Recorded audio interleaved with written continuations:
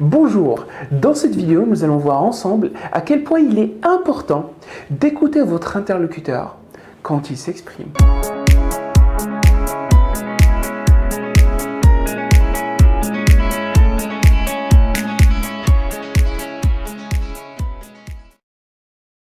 Vous savez, écouter ce n'est pas naturel, tout simplement parce que lorsque nous écoutons, nous refutons ou nous refoulons nos tendances à l'égoïsme et à l'égocentrisme. Ces deux tendances sont innées chez tous les êtres humains.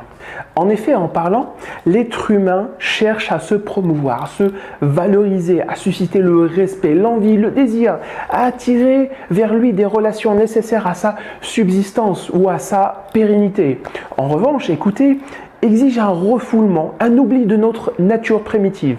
Écouter est donc une forme de contrôle de soi. C'est une forme d'abnégation, quelquefois de sacrifice de son égoïsme. Revenons à notre sujet, la négociation.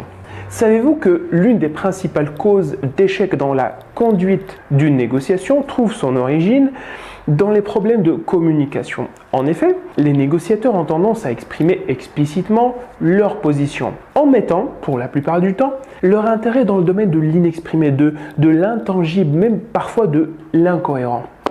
D'où l'importance d'une écoute active afin de bien les déceler. Voici donc un exemple. Et voyons ensemble ce qu'il arrive quand il n'y a pas d'écoute active. Donc si j'ai bien compris, Monsieur Bernard, vous mettez en vente votre voiture. Oui, tout à fait. Pourrais-je savoir pourquoi la vendez-vous? C'est ma femme qui l'a achetée l'année dernière. Et depuis qu'elle nous a quittés il y a 3 mois, je m'en sers pas et je n'ai pas les moyens de l'entretenir. Et donc pour le prix? Je la vends à 20 000 €. Elle n'a que 50 000 km au compteur, elle est comme neuve. Et je préviens, je serai intraitable sur le prix.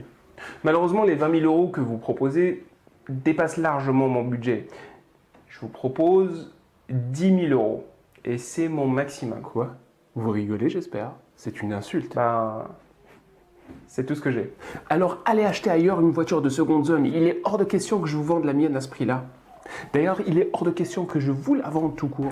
Écouter est aussi une forme de reconnaissance de l'autre. Écouter n'est pas déductible ou réductible, à laisser parler. Écouter, c'est accueillir, c'est reconnaître la valeur morale, intellectuelle, psychologique de votre interlocuteur. Écouter, ça enrichit l'autre puisque vous appréciez ses propos. Écouter, c'est comprendre ce qui fait mal, ce qui rendrait heureux votre interlocuteur. Écouter, c'est offre le moyen d'être prévenant, proactif, d'être force de proposition, de différenciation et de création de richesse. Reprenons notre exemple et voyons ensemble comment la négociation peut se dérouler lorsqu'il y a une écoute active. Donc si j'ai bien compris, Monsieur Bernard, vous mettez en vente votre voiture. Oui, tout à fait.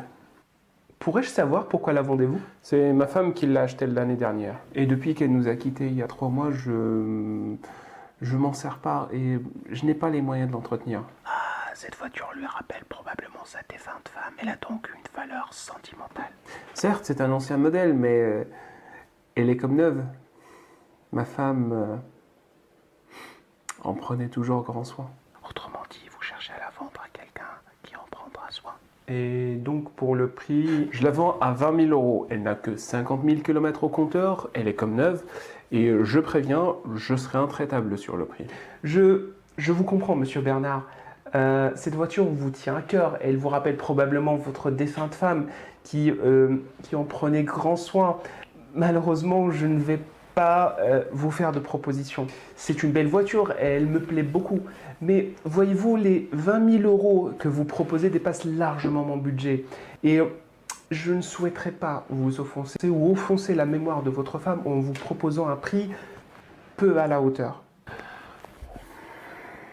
Comme vous voyez dans cet exemple, notre négociateur a d'abord écouté, puis a montré à son interlocuteur sa compréhension. Regardons ensemble l'effet de cette écoute et de cette compréhension sur la suite de la négociation. Je ne souhaiterais pas vous offenser ou offenser la mémoire de votre femme en vous proposant un prix peu à la hauteur.